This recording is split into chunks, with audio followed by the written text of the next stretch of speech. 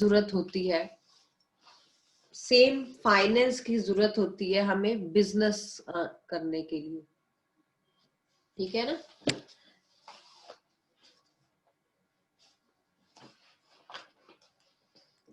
तो sources of business finance, finance is very very important for the business. Business finance की अगर हम बात करें, means these are the funds which are used in raising the business, means business को चलाने के लिए जो भी हमें फंड्स की जरूरत पड़ती है उसे हम फाइनेंस कहते हैं, ठीक है ना। कैपिटल इन्वेस्टमेंट कहते हैं जब हम बात करते हैं। तो फाइनेंसिंग क्या है, एक तरह का making the money available when it is needed, जब उसकी नीड हो, ठीक है, तो वो अवेलेबल हो जाती है। Who is this 1 2 3 4 5 6?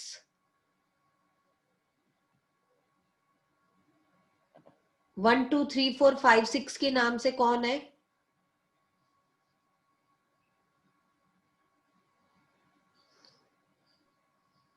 Yes, good morning.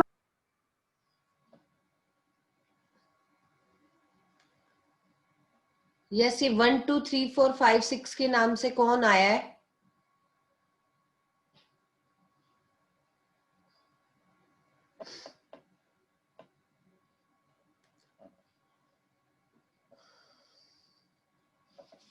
ठीक है, तो बिजनेस फाइनेंस की हम बात कर रहे थे। Business finance means planning, raising, managing और controlling all the money which is used in can any kind of business, ठीक है ना। अगर हम बिजनेस की बात कर रहे हैं, बिजनेस में हर तरह के फंड्स की हमें जरूरत पड़ती है, तो जो वो फंड्स हम रेज करते हैं, ठीक है ना, उसे हम क्या कहेंगे? Business finance. तो अगर हम फाइनेंस, जैसे हम बोल रहे थे, फाइनेंस जो है मींस आप बिजनेस में प्रोडक्शन करते हो, डिस्ट्रीब्यूशन करते हो गुड्स और सर्विसेज की, किस लिए करते हो? For satisfying the needs of society.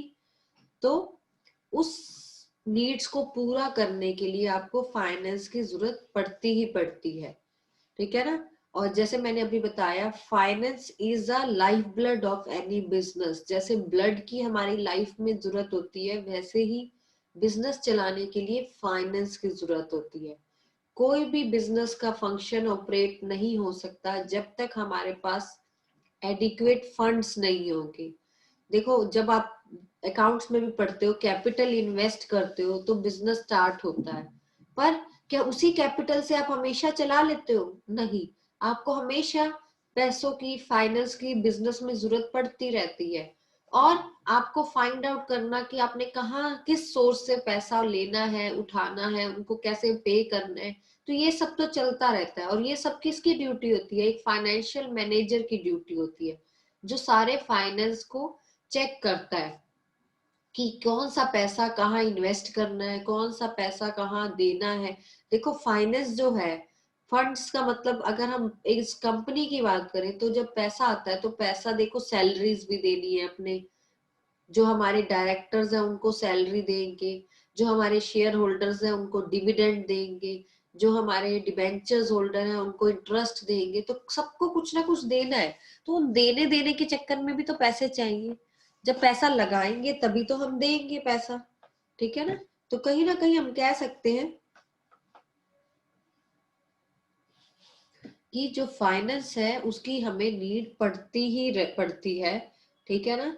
Day to day work करने में हमें फाइनेंस की जो जरूरत है वो रहती है। अब आ जाता है इसमें meaning, nature and significance of business finance. इसके लिए सबसे पहले आपको पता हो कि फाइनेंस है क्या, तो इसके रिलेटेड हम पहले एक दो लाइंस लिखेंगे। लिखिए, business finance refers to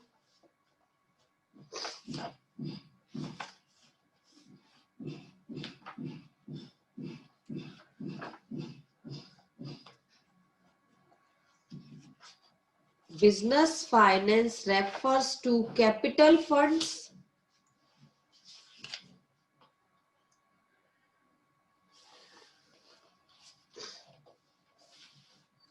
and credit funds invested in the business. Capital funds and credit funds invested in the business. Capital funds means जो हम पैसा लगाएंगे, क्रेडिट फंड्स मीन जो हम उधार पे लेके चल लगाएंगे. देखो, लोन के बगैर कोई बिजनेस नहीं चलता, लोन तो लेना ही पड़ता है. एक और डेफिनेशन लिखिए इसकी. बिजनेस फाइनेंस में be defined as, business finance में be defined as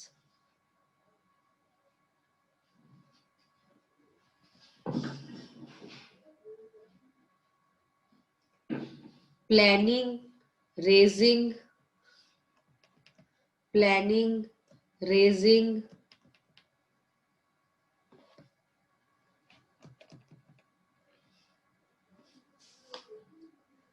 managing and controlling,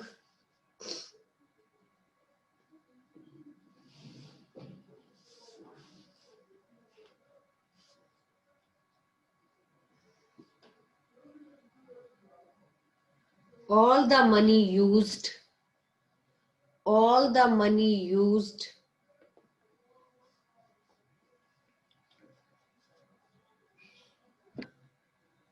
all the money used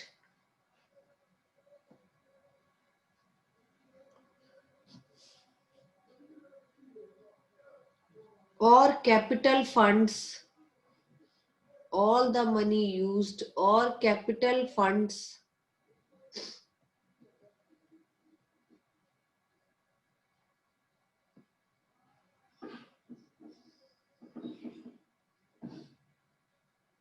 of any kind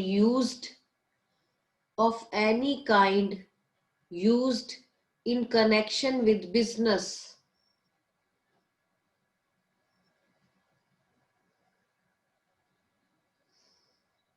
In business.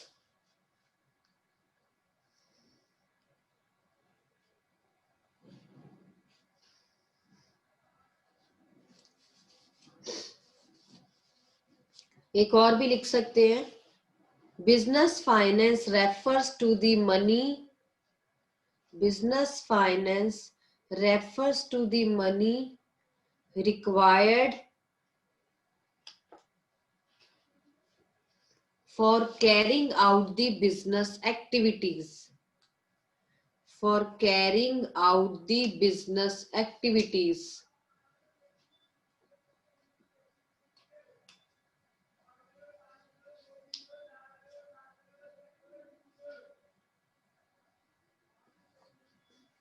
देखिए, बिजनेस के जो फंक्शंस हैं, जब तक पूरे फंड्स ना हो तब तक स्टार्ट नहीं होते.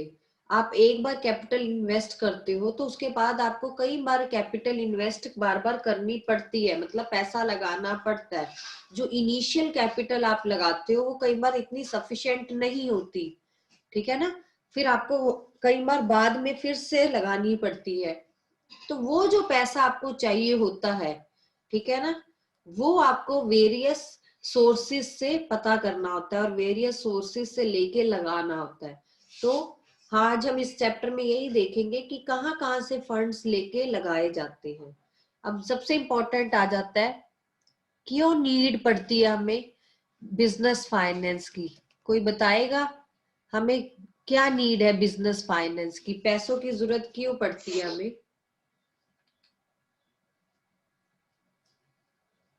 हाँ जी, कोई बता सकता है हमें पैसों की जरूरत क्यों पड़ती है.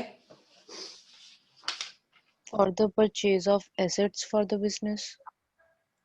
हाँ जी, एसेट्स परचेज कर सकते हैं, जैसे लैंड, बिल्डिंग, मशीनरी. बिल्कुल करेक्ट है. और सबसे पहला तो है ही है कि to start a business, business चलाने के लिए सबसे पहले ही कैपिटल की जरूरत पड़ती है, पैसा फाइनेंस की जरूरत पड़ती है. चलो, स्टार्टिंग में भी हो गया, एसेट्स भी परचेज कर. उसके अलावा और कुछ नहीं. To expand the business.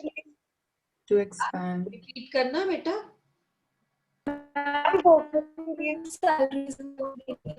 हाँ जी, डे टू डे एक्सपेंसेस के लिए सैलरीज देनी है, रॉ मटेरियल लेना है, ठीक है ना. कुछ भी ऐसे ये एक्सपेंसेस तो चलते ही रहते हैं हमारे, इनके लिए भी हमें चाहिए फाइनेंस। इसके अलावा अगर आपने बिजनेस एक्सपेंड करना है, बिजनेस में कुछ वेराइटी डाइवर्सिफिकेशन लाना है, अपने बिजनेस को मॉडर्नाइजेशन करना है, नई चीजें लानी है, उसके लिए तो भी पैसा चाहिए। तो चलता ही रहता है पैसा, तो ये तो चाहिए ही चाहिए। तो इसीलिए हमें नीड होती है बिजनेस फाइनेंस की। अब ये वेरी इंपॉर्टेंट है और क्रूशियल है फाइनेंस की बात करें तो, क्योंकि अगर आप चाहते हो इंडस्ट्री में आप सरवाइव करो, आप ग्रो करते रहो, तो चाहिए ही चाहिए। ठीक है ना। अब आ जाता है कौन सी दो कैटेगरीज हैं जहां से हमें फाइनेंशियल कैपिटल की मतलब या कैपिटल की जरूरत पड़ती है। ये दो कैटेगरीज हमें दी हुई है जो ब्लैक से है। फर्स्ट इज, लिख लीजिए चाहे, financial needs of the business can be classified into two categories. Two categories में हमने इनको डिवाइड कर दिया। फर्स्ट है फिक्स कैपिटल रिक्वायरमेंट और सेकंड है working capital requirement. Fixed capital requirement and working capital requirement. Fix capital होता है, जैसे अभी ईस्टर ने बताया हमें कि हमें जो एसेट्स परचेज करनी है। फिक्स कैपिटल मतलब जब हमने फिक्स एसेट्स में पैसा लगाना है, जैसे लैंड परचेज करनी है, बिल्डिंग परचेज करनी है, मशीनरी परचेज, फर्नीचर, फीचर्स, जब ये सारी चीजें हमने परचेज करनी होती है तो हमें इसे फिक्स कैपिटल रिक्वायरमेंट बोलते हैं। और फिक्स कैपिटल में जो भी पैसा हम इन्वेस्ट करते हैं वो लॉन्ग टर्म तक रहता है। क्यों? क्योंकि आपने एक बार एसेट खरीदी, लैंड एक बार खरीदी, ये तो है नहीं कि ना हर 2-3 महीने बाद फिर खरीदोगे, नहीं। आपने एक बार लैंड खरीदी, बिल्डिंग खरीद ली, मशीनरी ले ली, फर्नीचर सारा ले लिया, बार बार थोड़ा ना चेंज करेंगे उनको, तो ये फिक्स्ड हो जाती है लॉन्ग टाइम पीरियड के लिए। और डिपेंड करता है कि बिजनेस कैसा है। ठीक है ना। अब मान लो दो तरह की कंपनी है, एक ट्रेडिंग कंसर्न है, एक मैन्युफैक्चरिंग कंसर्न है। ट्रेडिंग कंसर्न क्या होता है? जहाँ ट्रेड का वर्क होता रहता है। ठीक है ना। तो ट्रेडिंग जो कंसर्न्स होते हैं वहां फिक्स कैपिटल की जरूरत एज कंपेयर हम कहते हैं कम पड़ती है। ठीक है ना। लाइकवाइज अगर हम बात करें कि लार्ज एंटरप्राइजेस या स्मॉल एंटरप्राइजेस है, ऑब्वियस है एक स्मॉल एंटरप्राइजेस है वहां फिक्स कैपिटल की जरूरत कम पड़ेगी, जो लार्ज एंटरप्राइजेस है वहां फिक्स कैपिटल की जरूरत ज्यादा पड़ेगी।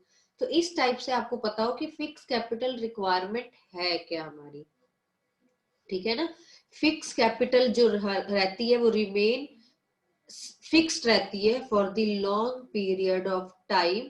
जैसे मैंने अभी बताया वो डिफर करती रहती है कि कैसा है, शॉर्ट टर्म है या लॉन्ग टर्म बिजनेस है, तो वो लार्ज स्केल है या स्मॉल स्केल बिजनेस है उस पर डिपेंड करती है। सेकंड आ जाता है वर्किंग कैपिटल रिक्वायरमेंट। नाम ही इसका वर्किंग कैपिटल है, मींस ये फिक्स कैपिटल की तरह फिक्स नहीं होती, ये डे टू डे जरूरत पड़ती है। ठीक है ना। हमें एक बार पैसा चाहिए, हम अपना घर बनवा लेंगे, अपनी शॉप तैयार कर लेंगे, उसमें सामान रख लेंगे। ठीक है। ये तो एक बार का खर्चा हो गया, पर रोज भी तो खर्चे होते हैं। आज रॉ मटेरियल ला रहे हैं, आज सैलरी है, आज कोई खर्चा आ गया, आज मान लो टी एंड कॉफी का ही खर्चा आ गया। तो कितने छोटे छोटे खर्चे, पैटी कैश हम आपने बनाई हुई है, पैटी कैश बुक, तो पैटी कैश एक्सपेंसेस कितने सारे होते हैं, उनके लिए तो रोज पैसा चाहिए। ये तो है नहीं कि एक बार खर्च कर दिया और फिर यूज नहीं होगा, तो बार बार चाहिए। कभी डेटर्स को देना है, कभी क्रेडिटर्स से लेना है, आ रहा है जा रहा है, ये तो चलता रहेगा। तो जब डे टू डे एक्टिविटीज को, ऑपरेशंस को करने के लिए जो हमें फंड्स की जरूरत पड़ती है उसे वर्किंग कैपिटल रिक्वायरमेंट्स कहते हैं। तो वर्किंग कैपिटल क्या है? पार्ट ऑफ टोटल कैपिटल ही है। इसको कैसे बोलते हैं? करंट एसेट्स और करंट लाइबिलिटी से डील करते हैं। वर्किंग कैपिटल का मीनिंग ही है current assets minus current liability. अब इसके लिए सबसे पहले पता होना चाहिए कि करंट एसेट्स क्या होती है। देखो पार्ट ऑफ एसेट्स ही होती है, ये आपने 11th में स्टार्टिंग में किया हुआ है सारी थ्योरी, तो इसलिए मुझे इतनी डिटेल में बताने की जरूरत नहीं है। करंट एसेट्स वो एसेट्स होती है जो हमारे पास रहती है with in a short period of time, जैसे स्टॉक हो गया, बिल्स रिसीवेबल हो गया, डेटर्स हो गए। और करंट लायबिलिटीज वही सेम है, जैसे हमारे बिल्स पेबल हो गए, क्रेडिटर्स हो गए। तो करंट एसेट्स और करंट लायबिलिटीज का जो कह लो डिफरेंस निकलता है वो वर्किंग कैपिटल होता है, क्योंकि ऐसा नहीं है पैसा आ भी रहा है जा भी रहा है, आ भी रहा है खर्च भी हो रहा है, तो ये चले जा रहा है, ठीक है ना। वो वेरी करता है, डिपेंड करता है अलग अलग बिजनेस पे। हो सकता है एक बिजनेस यूनिट क्रेडिट पे चलती है और एक कैश पे चलती है, तो ऑब्वियस है वर्किंग कैपिटल का फर्क होगा, ठीक है ना। वर्किंग कैपिटल को आप बोथ हम कह सकते हैं शॉर्ट टर्म और लॉन्ग टर्म सोर्सेज से ले सकते हैं, ठीक है ना। ज्यादातर वर्किंग कैपिटल जो फिक्स कैपिटल होती है वो तो है ही है, फिक्स एसेट्स है, वो लॉन्ग टर्म के लिए काम आती है, लेकिन वर्किंग कैपिटल शॉर्ट टर्म के लिए आती है। वर्किंग कैपिटल हमारी जो ग्रोथ है और एक्सपेंड करने का है बिजनेस, उसमें भी बहुत हेल्प करती है। तो जितनी आपके पास अच्छी वर्किंग कैपिटल होगी मतलब उतना ही अच्छा आपका बिजनेस चल रहा है, ठीक है, और उतना ही आप अच्छा इवेल्युएट कर सकते हो कि आपने पैसा कहाँ से लेना है। तो ये हमने बता दिया कि बिजनेस की जो कैटेगरी है हमें दो तरह से चाहिए, ठीक है ना। अब देखिए हम इसमें देखें कि जैसे अभी हमने ऊपर पढ़ा कि पढ़ना है कि नेचर क्या है बिजनेस फाइनेंस का ना, कि बिजनेस फाइनेंस के लिए नेचर एंड सिग्निफिकेंस ऊपर टॉपिक दिया हुआ था। तो क्या हुआ नेचर एंड फाइनेंस, अगर हम इसमें देखें जब आप बिजनेस स्टार्ट करते हो तो आपको फाइनेंस की जरूरत होती है और सबसे पहले आपको फिक्स कैपिटल लगाने होती है। कभी कुछ खरीदोगे वहां तभी जाके बैठोगे और बिजनेस चलाओगे, ठीक है ना। तो उसके लिए आपको पहले सबसे पहले फिक्स एसेट्स चाहिए, फिर फिक्स एसेट्स के साथ साथ आपको डे टू डे एक्सपेंसेस के लिए भी चाहिए, ठीक है ना। और फिर धीरे धीरे जब आपका स्टार्ट होता है तो ग्रोथ और एक्सपेंशन है उसके लिए भी फाइनेंस चाहिए, ठीक है ना। अब फाइनेंस आता भी रहेगा जाता भी, खर्चे जैसे मैंने बोला एक्सपेंसेस होते भी रहेंगी। अब इन फाइनेंस की जरूरत पड़ क्यों जाती है, ताकि जो लाइबिलिटीज है, अब मुझे पैसा क्यों चाहिए, क्योंकि मेरी लाइबिलिटीज है, मैंने उन्हें टाइम पे करनी है, मेरा बिजनेस स्मूथली चलता रहे, मुझे इसलिए भी फाइनेंस की जरूरत है। ताकि मैं नई नई टेक्नोलॉजीज आए मैं उसको भी अडॉप्ट कर सकूं, मुझे इसलिए भी फाइनेंस की जरूरत है। बिजनेस में जो भी अपॉर्चुनिटीज आए मैं उसे यूज करूं तो मुझे इसलिए भी फाइनेंस की जरूरत है। मार्केट में कंपटीशन इतना है कि मुझे डे टू डे कंपटीशन के साथ उनके साथ स्ट्रांगली बिहेव करना है, इसलिए भी मुझे, तो काफी चीजें हैं फाइनेंस के लिए। और इसके अलावा हम कह सकते हैं मान लो प्लांट एंड मशीनरी खरीदी है, मशीनरी पुरानी हो रही है, उसको रिपेयर भी चाहिए, उसको एक्सचेंज भी करनी है, तो भी फाइनेंस चाहिए। तो फाइनेंस तो हमें चाहिए ही चाहिए ना, अगर हम बात करें तो फाइनेंस की तो यही सिग्निफिकेंस है कि ये तो हर समय चाहिए बिजनेस में, ठीक है ना। बिना फाइनेंस के तो हम कर ही नहीं पाएंगे कोई भी काम,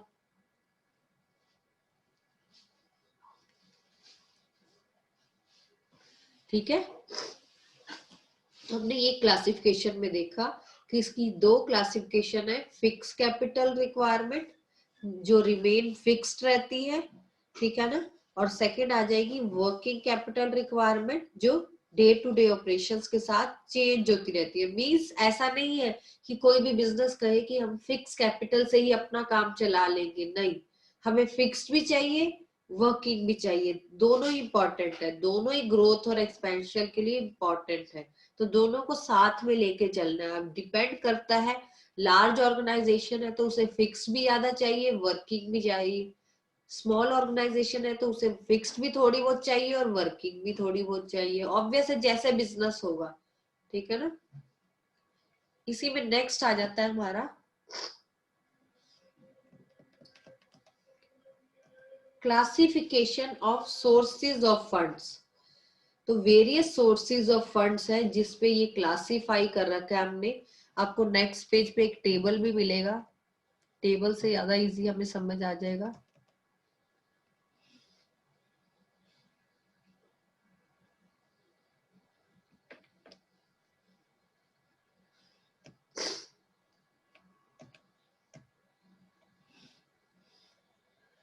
टेबल हमारा कट रहा है।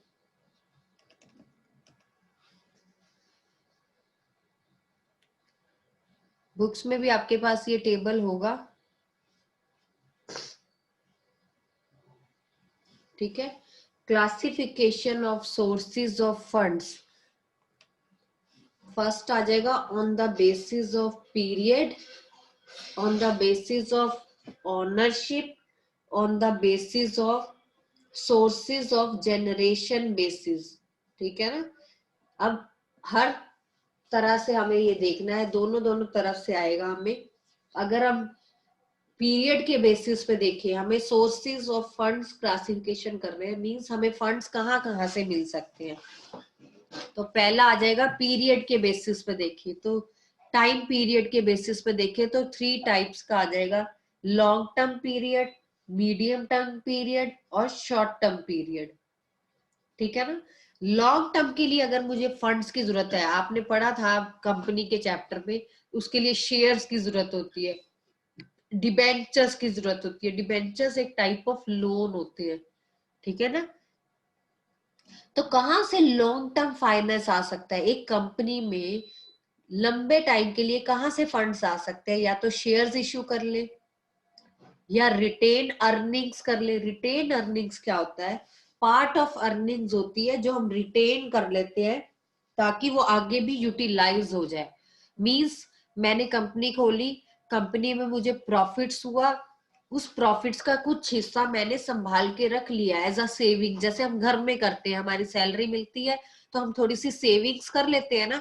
वो किस लिए करते हैं, ताकि घर में कोई काम होगा तो उसमें जरूरत पड़ जाएगी, ठीक है। या बिजनेस में से हम सेविंग करते हैं ताकि बिजनेस में ही फिर से पैसा लगाने की जब जरूरत आएगी तो जरूरी है किसी से मांगना है, वही पैसा हम यूज कर लेंगे। उसे बोलते हैं रिटेन अर्निंग्स। रिटेन मतलब अपने पास रिटेन कर लेना और उसको बाद में यूज कर लेना।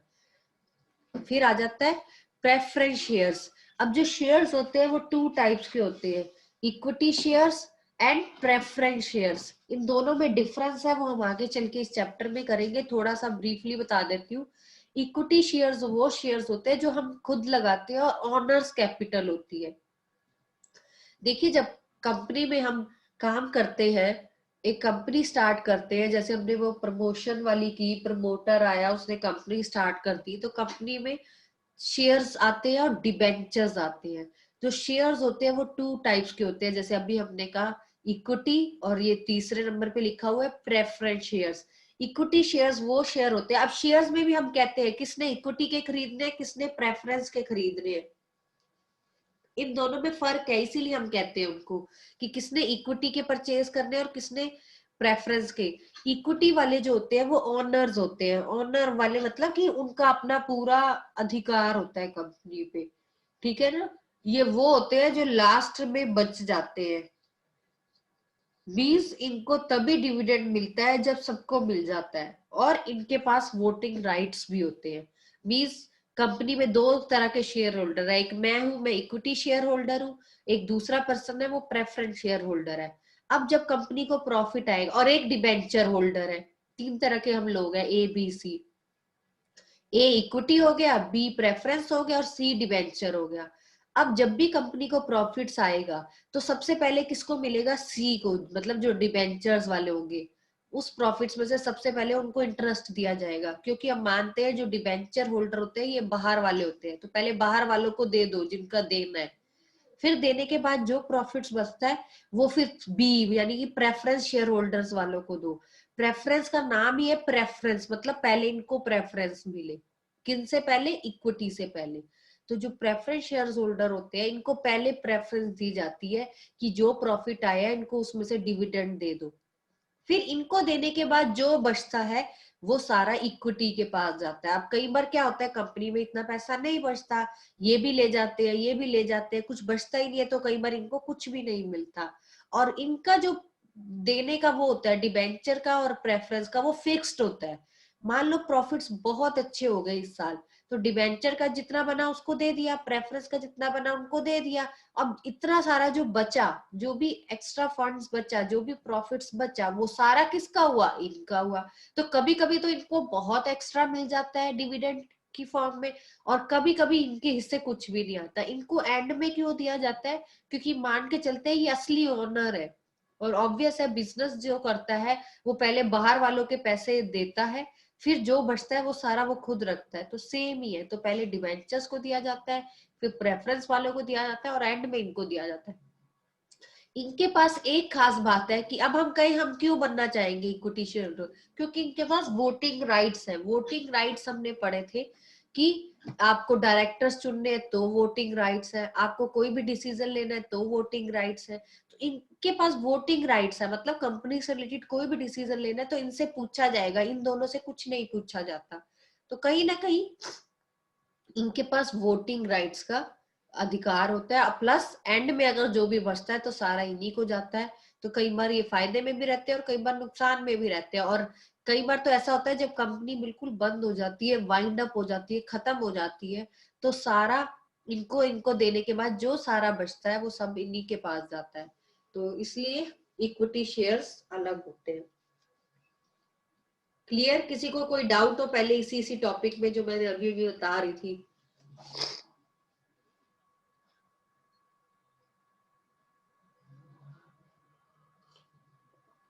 हाँ जी, any doubt? No, ma'am. Clear हो गया? No ma'am. क्लियर हो गया? इक्विटी कौन है, प्रेफरेंस वाले कौन है और डिबेंचर वाले कौन है?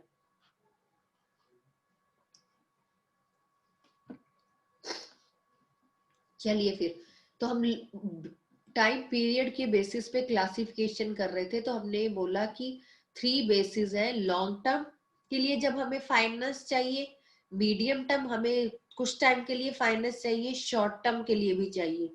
शॉर्ट टर्म मतलब क्या है?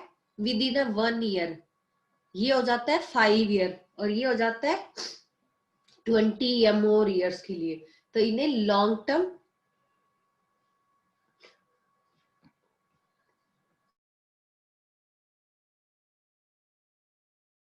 लॉन्ग टर्म पीरियड के लिए भी कहा जाता है। तो अब सबसे पहले हम लॉन्ग टर्म की बात कर रहे थे। कंपनी को जब भी लॉन्ग टर्म पीरियड के लिए फाइनेंस की जरूरत होती है तो वो या तो इक्विटी में डील करता है, या रिटेन अर्निंग्स, या प्रेफरेंस, या डिबेंचर्स।